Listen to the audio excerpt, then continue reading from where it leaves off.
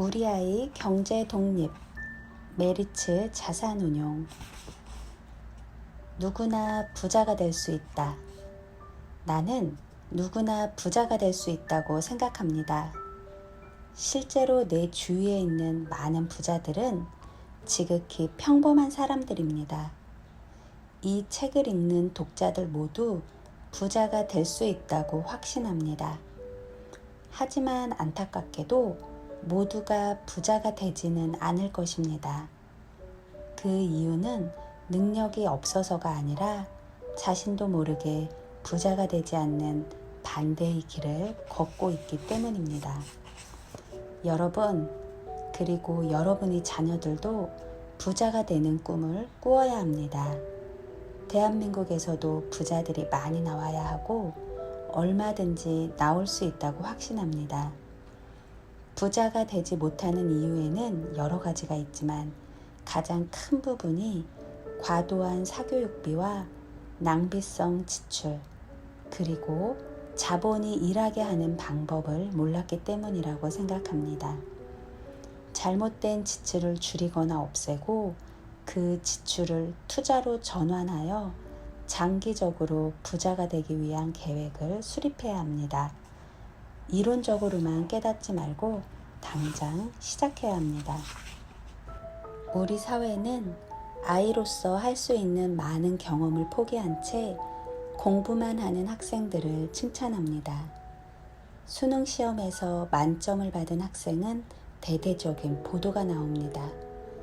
수능과 비슷한 시험으로 미국에는 SAT가 있는데 만점 받은 학생이 있다고 해서 언론이 대서특필하는 일은 없습니다.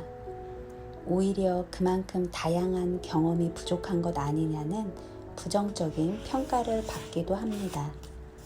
수능 시험을 위해 밤늦게까지 학원에 갇혀있는 아이들은 친구와 몸을 부딪히며 기르는 체력과 협동심, 아이다운 엉뚱함에 지식이 더해지면서 생겨나는 창의성, 제 손으로 용돈을 벌어보면서 깨우치는 경제 감각 등을 모두 생략한 채 자라납니다.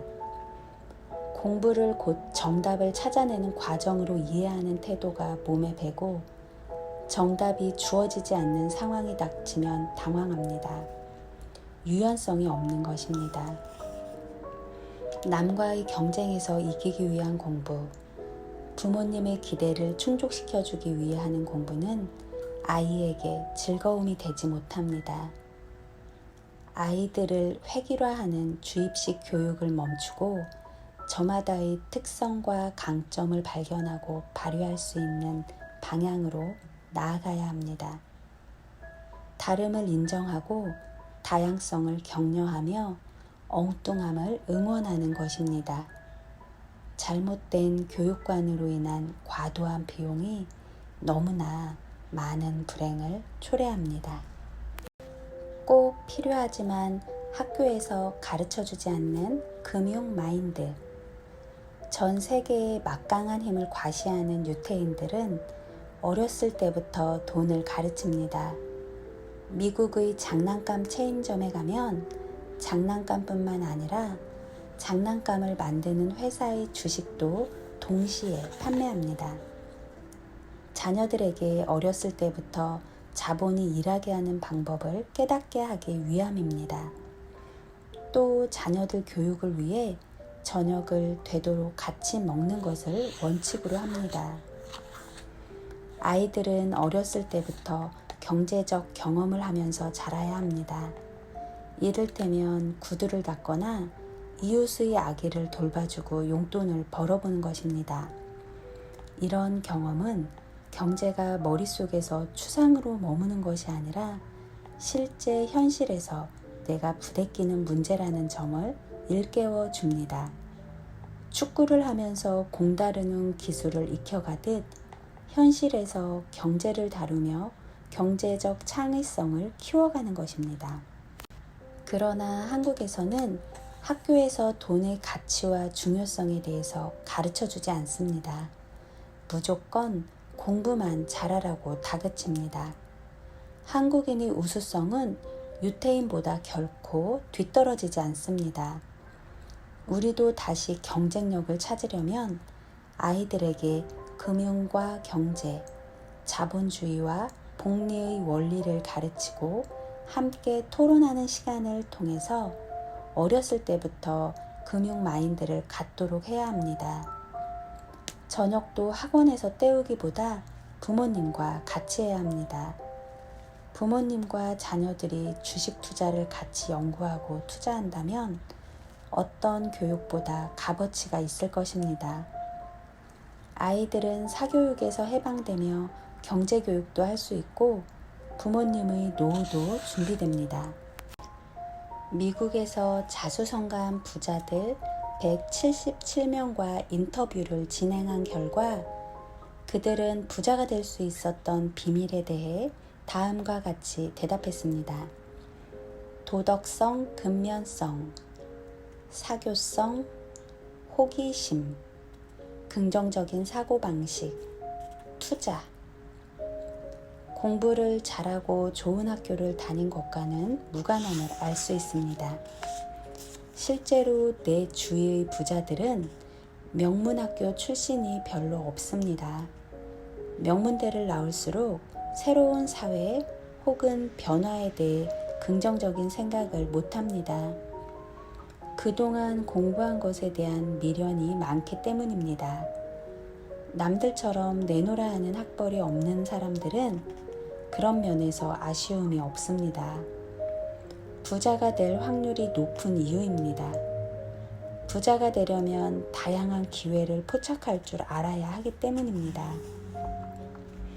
부모가 자녀에게 사교육을 시키는 이유도 결국 아이가 커서 돈으로부터 자유로워지게 하기 위함 아닌가요? 그러면 어려서부터 금융교육과 투자를 가르치는 것이 훨씬 더 효과적입니다.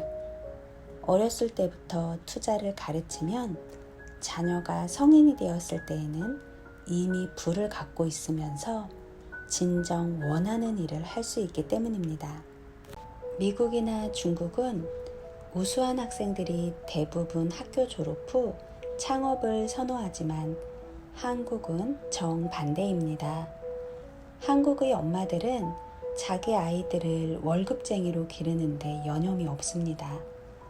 공부를 잘해서 좋은 대학교에 들어가는 게 첫 번째고 졸업 후에는 공무원이 되거나 대기업에 입사하길 바랍니다. 무엇보다 창업은 위험하다고 극구 말립니다. 안타까운 것은 이런 성공의 순위 매김이 현재의 경제 환경 속에서 아이가 성공할 확률과는 정확하게 반대라는 사실입니다. 공부를 잘하는 것은 돈을 많이 버는 것과 하등 관련이 없습니다. 학벌이 좋은 것도 대기업에 입사하는 것도 돈을 잘 버는 것과 관련이 없습니다. 결국 평생 훌륭한 월급쟁이로 자라는 교육을 받은 아이는 웬만해서는 경제적인 성공을 이루기 힘듭니다.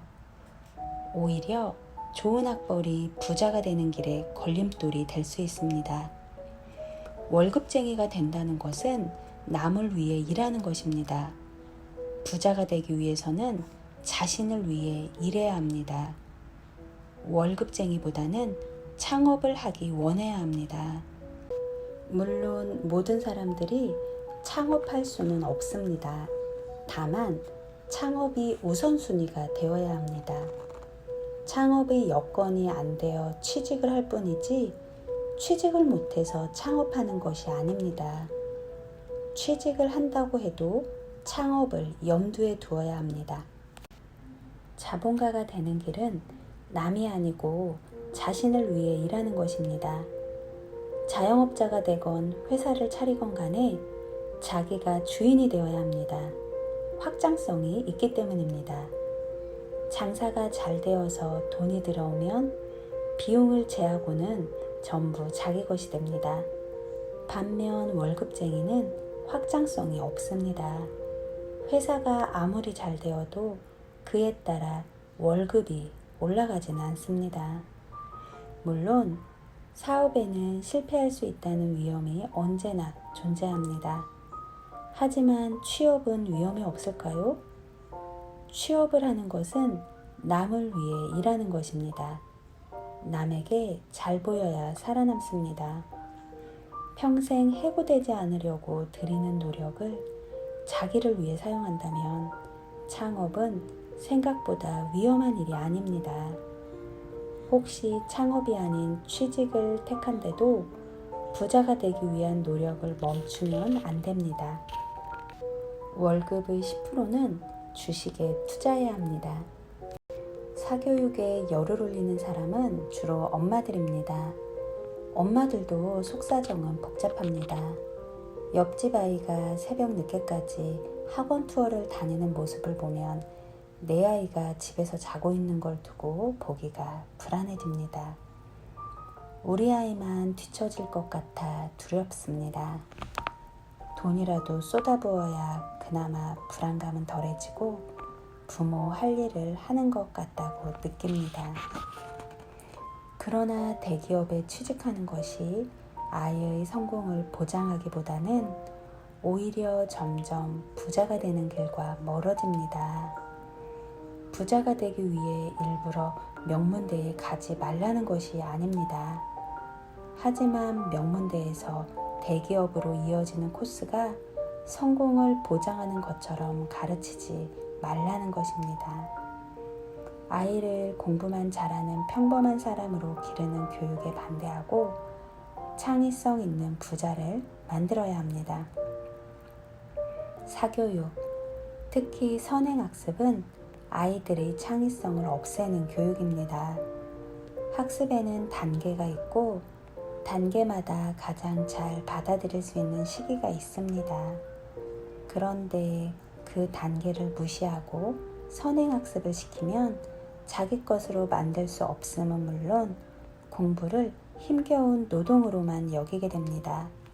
경쟁력 있는 사람으로 자라려면 새로운 것을 배우는데 흥미를 느끼고 아이들 스스로 폭넓은 생각을 많이 할 수 있도록 해야 합니다.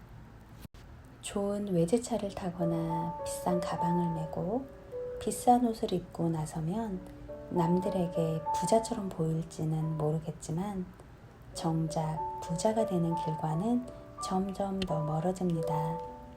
자신의 부를 파괴하고 있기 때문입니다. 내가 우려하는 것은 젊은이들조차 이러한 생활 방식에 젖어 있다는 것입니다. 비싼 커피값을 아무런 꺼리낌 없이 지불하고 비싼 화장품에 명품 가방과 외제차를 사고 나서는 할부금에 허덕입니다. 10,000원, 20,000원쯤 별거 아니라고 쉽게 써버립니다. 자신은 이왕 부자가 못 될 바에 젊을 때 시커 쓰고 즐기자고 생각하는 걸까요? 절대로 그렇지 않습니다. 습관적인 낭비만 없애도 부자가 될 수 있습니다. 그렇게 아낀 돈을 투자금으로 활용하면 됩니다. 하루 커피값 10,000원을 20년 동안 삼성전자에 투자했다면 현재 10억 원 이상이 되었다는 계산이 나옵니다. 커피값을 아낀 결과가 이렇게나 크다면 그 외의 불필요한 지출들을 투자로 전환했을 때에는 얼마나 큰 금액이 될까요? 누차 강조하지만 더 이상 공부 잘해서 좋은 대학 나오는 것이 부로 연결되는 시대가 아닙니다. 자녀의 무한한 가능성을 제쳐둔 채 부모가 앞장서서 평범한 월급쟁이 삶을 사는 것이 최고라고 가르치는 게 정답은 아닙니다. 자녀에게 취직만이 능사가 아니라는 것을 가르쳐야 합니다. 다양한 기회가 있음을 알려주어야 합니다. 끊임없이 남들과 다르게 되는 연습을 하도록 해야 합니다. 1850년대 골드러시를 떠올려 봅시다. 알려지지 않은 땅이었던 미국 캘리포니아에서 금조각이 발견되면서 금을 찾는 사람들이 몰려와 구석구석을 파헤쳤습니다. 당시 엄청난 금광꾼들이 몰려왔지만 정작 돈을 번 사람들은 금을 캐는 데 필요한 곡괭이, 작업복 청바지를 파는 사람들이었습니다. 모두가 남들을 따라하는 데 열중하고 있을 때 그들은 돈을 버는 방법을 연구하는 데 열중했습니다. 남들과 다른 생각을 하고 창의적이고 실제적인 사고방식을 가진 사람이 성공한 것입니다. 우리 회사에서도 이력서에 스펙을 잔뜩 열거한 사람은 대부분 뽑지 않습니다. 남이 나를 어떻게 볼까에 신경 쓰느라 쓸데없는 것에 시간을 허비했을 가능성이 크기 때문입니다. 한국 교육의 가장 큰 문제점은 아이들을 똑같은 사람으로 키운다는 것입니다. 남들과 다른 생각을 할 수 있어야 크게 성공할 수 있습니다.